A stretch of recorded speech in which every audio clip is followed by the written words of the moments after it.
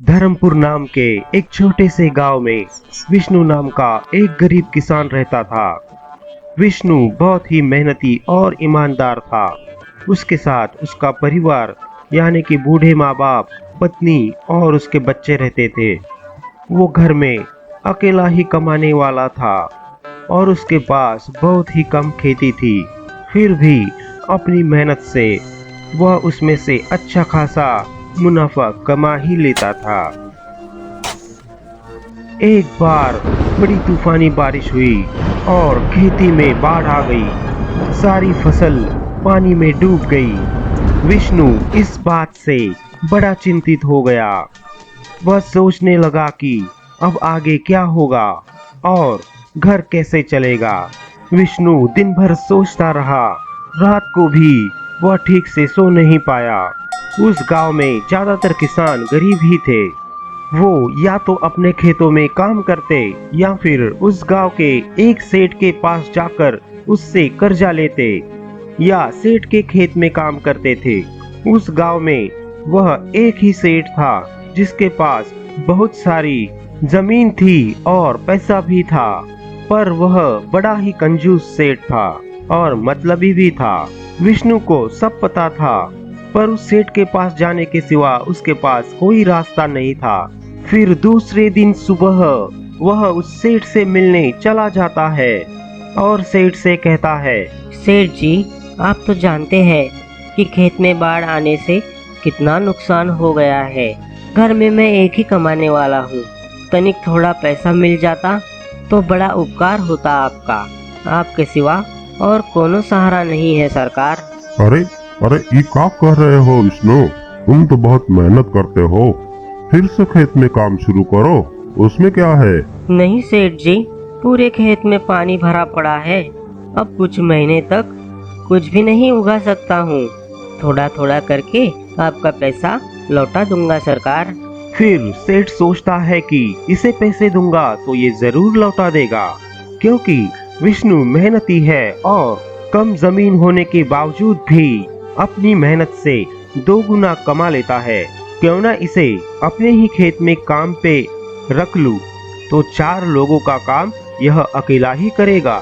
इससे काम भी अच्छा होगा और 4 आदमियों की मजदूरी भी बच जाएगी।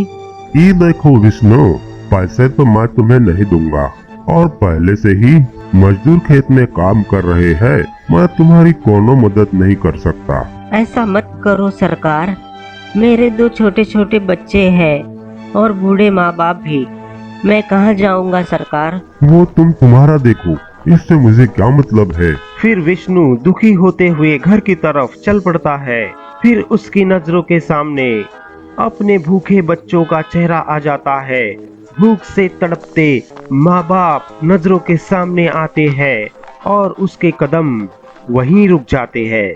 आंखों से नदी की तरह आंसू बहने लगते हैं, पर वह ठान लेता है कि वह हार नहीं मानेगा और तब तक सेठ को मनाता रहेगा जब तक वह मान नहीं जाता। दूसरे दिन विष्णु सेठ के यहाँ जाकर उसे मनाने की कोशिश करता है। गिड़गिड़ाते हुए सेठ के पांव पकड़ लेता है, क्योंकि सेठ भी यही चाहता था। तो वह मान जाता है और कहता है, ये देखो विष्णु, तुम अच्छे आदमी हो, इसलिए मैं तुम्हें काम दे रहा हूँ। पर खेत में पहले से ही मजदूर काम कर रहे हैं, तो तुम हमारा कुआं खोदने का काम शुरू करो। ठीक है सरकार, आप जो हुक्म करो। अभी से ही काम मैं शुरू कर देता हूँ। इस तरह विष्णु काम पे लग जाता है।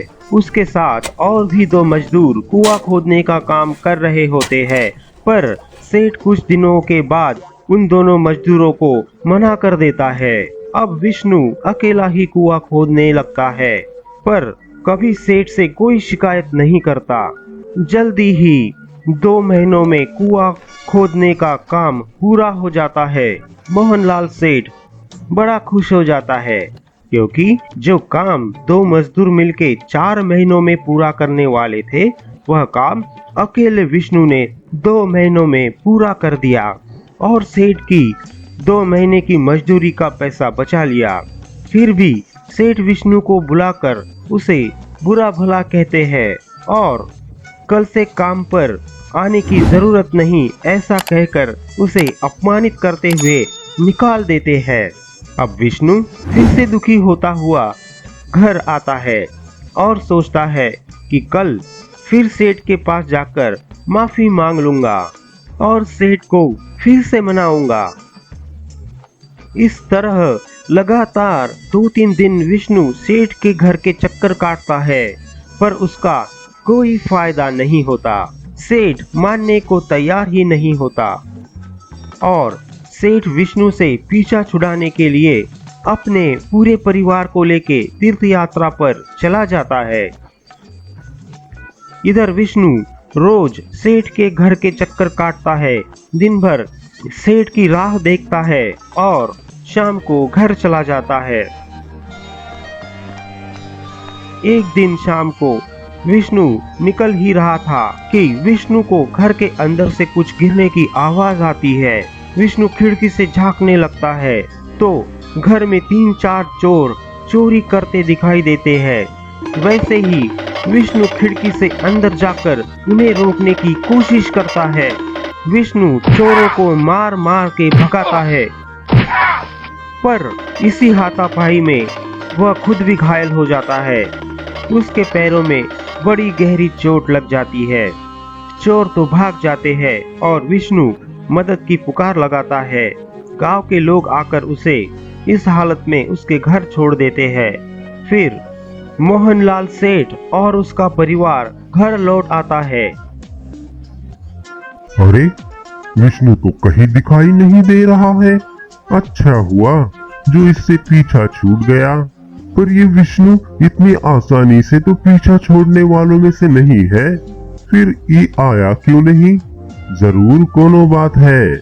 इतने दिन हुए हमें आए हुए, एक दिन भी नहीं आया ससुरा।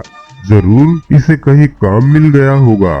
फिर जब गांव के लोगों से विष्णु के बारे में मोहनलाल सेठ को पता चल जाता है तो वह भौचक्का रह जाता है और उसे अपनी गलती का एहसास होता है। वे तुरंत विष्णु को देखने उसके घर चला जाता है। विष्णु के घर के हालात बदतर से बदतर हो चुके होते हैं। भूख से तड़पते बच्चे, बूढ़े माँ बाप और चारपाई पे पड़ा विष्णु, यह देखकर सेठ का हृदय पिघल जाता है।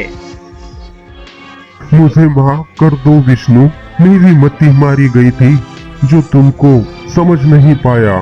तुमने मेरा घर बचाने की खातिर अपनी जान की बाजी लगा दी और मैं बेवकूफ तुमसे पीछा छुड़ाने के लिए तुमसे भागता रहा। मेरी गलती माफ कर दे विष्णु। आज से तुम्हारे घर की सारी जिम्मेदारी हमरे ऊपर। फिर वह सेठ विष्णु को अस्पताल लेकर जाता है, वहाँ उसका इलाज भी करवाता है और बाकी बची उसकी 2 महीने की मजदूरी भी उसे दे देता है और उसे फिर से अपने यहाँ काम पर रखने का आश्वासन देता है। तो इस कहानी से हमें यह सीख मिलती है कि अच्छे कर्मों का फल हमेशा अच्छा ही मिलता है और अपने निरंतर प्रयास से हम नामुमकिन काम को भी मुमकिन बना सकते हैं। सिर्फ आवश्यकता होती है तो सब्र की। बेहतरीन कहानियों के लिए सब्सक्राइब, लाइक और शेयर कीजिए सी टून्स टीवी।